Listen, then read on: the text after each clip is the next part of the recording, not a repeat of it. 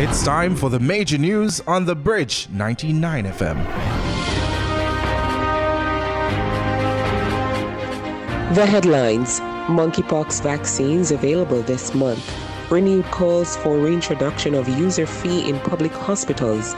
CCTV camera to be installed in 6 schools across the island. And in regional news, license needed for Commonwealth citizens to acquire land in St. Vincent and the Grenadines. In international news, diners hospitalized after eating at a restaurant in Toronto. And in sports, Sancho seals Manchester United's 3rd straight win, and South African ex-Paralympian Pistorius seeks early prison release. In entertainment, Lali flies to New York City for Labor Day celebrations, and Spice announces collab with Nigerian Afropop singer Yemi Alade. Bridge Nation, I'm Lafayne Wigan, and now the details. We begin with local news. Health Minister Dr. Christopher Tufton has confirmed that the first set of vaccines to treat the monkeypox disease is expected to arrive in the island this month. Dr. Tufton says a similar approach will be taken to what was done with the COVID-19 vaccine, where priority groups were targeted for vaccination. To date, the island has recorded 7 cases of the monkeypox disease. Dr. Tufton advised that school administrators have been instructed to be on the alert for students with symptoms of monkeypox and COVID-19. He added that the same health and safety protocols that were in place to manage the spread of the COVID-19 virus within schools will also be maintained throughout the new school year. These include social distancing, wearing masks, frequent hand washing, and designated areas for sanitization on school grounds. And Mayor of Spanish Town Norman Scott says the government should consider removing the no user fee policy in the island's public hospitals.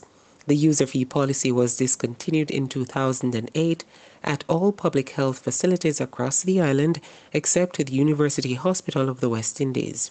The move was part of the government's commitment to universal access to health care at the primary care level. Mr. Scott explained that services such as some scans and tests are not available at public hospitals, forcing people to spend hours or days before getting medical assistance. Medical professionals outlined that the removal of user fees affected pharmaceuticals and medical supplies, while some health professionals have also urged the government to review the no user fee policy, as a shortage of funds was restricting the range and quality of services in many public health facilities. A Caribbean Policy Research Institute Capri Health Access study was conducted 5 years after the introduction of the no user fee policy, following concerns about the state's ability to adequately fund quality health care across the public system. And 6 high schools will be fitted with closed-circuit CCTV cameras in the upcoming school year, which begins next week.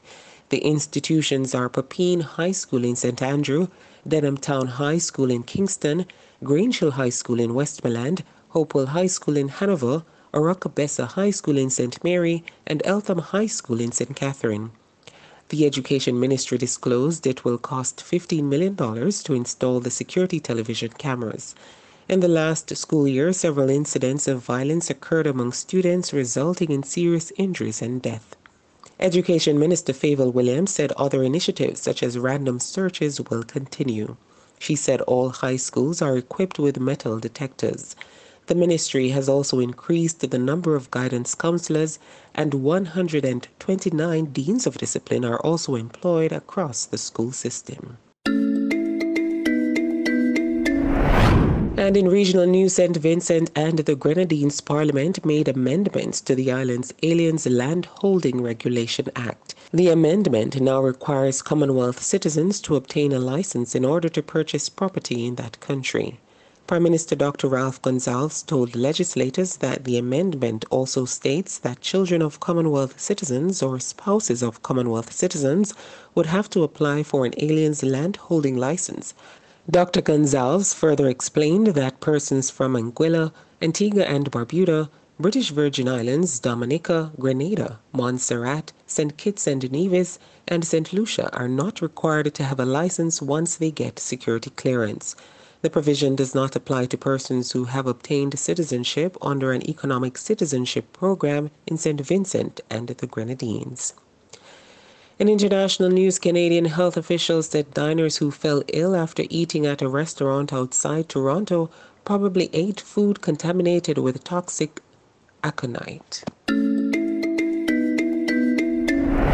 And in international news, Canadian health officials said diners who fell ill after eating at a restaurant outside Toronto probably ate food contaminated with toxic aconite. 12 people were hospitalized earlier this week, with 4 in intensive care. Health officials said they believe the toxin came from 2 powder products that have since been removed from shelves. Aconite, a toxic herb, can severely affect the nervous system if ingested. New York Public Health said the diners fell ill after reportedly eating a dish at Delight Restaurant and Barbecue located north of Toronto. Diners were hospitalized with symptoms resembling that of aconite poisoning. Most have since recovered, while others remain ill in hospital but are said to be improving. It's now time for sports and entertainment news with Vaughn.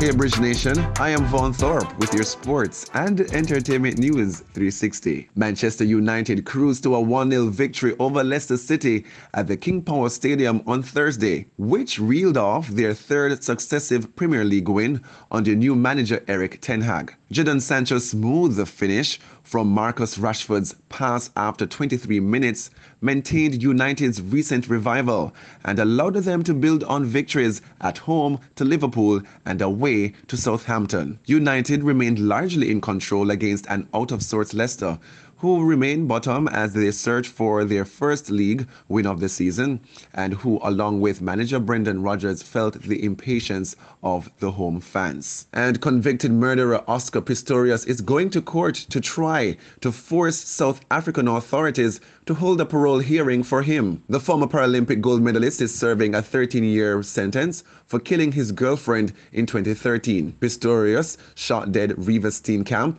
through a locked toilet door, claiming he mistook her for a burglar. He's seeking an early release over a dispute about when his sentence started. And in entertainment, dancehall artist Lali, who completed a 2-week tour of the United Kingdom on Wednesday, is now on his way to the United States for the Labor Day weekend festivities. The Bing Bong star has been confirmed as the headliner for Anything Goes Live, an annual concert hosted by DJ Nori of Power 105.1 FM. Egyptian, Serrani, and the Trinidadian soca star Bunji Garlin are also on the bill. The event gets underway this Saturday, September 3, at the Coney Art Wall in Brooklyn, New York. In the coming days, Lali will release another song titled Floating, which will be accompanied by a professionally choreographed dance made by Frankie Music. And Queen of the Dancehall, Spice, has announced a collaboration with Nigerian Afropop singer and actress Yemi Alade. The revelation was made during a Twitter Q&A with the Jamaican songstress yesterday. The FSA Music Group produced song Bubble will be made available on digital and streaming platforms on Friday, September 16. This also denotes another milestone for Spice as she taps into the world of Afrobeat. And that's your sports and entertainment news 360. I am Vaughn Thorpe. Back to you, Lefane. Thanks, Vaughn, and that was the Bridge 99 FM and Irie Jam Radio News Package. News 360, the facts you need. Catch us at 5 p.m. for another News 360. You can also download the Bridge 99 FM app in the Google Play Store and the Apple Store for all the latest happenings on the Bridge. I'm Lefane Wiggin. Have a great day. And those are the stories making it in Bridge 99 FM's major news package right here on the Bridge 99 FM.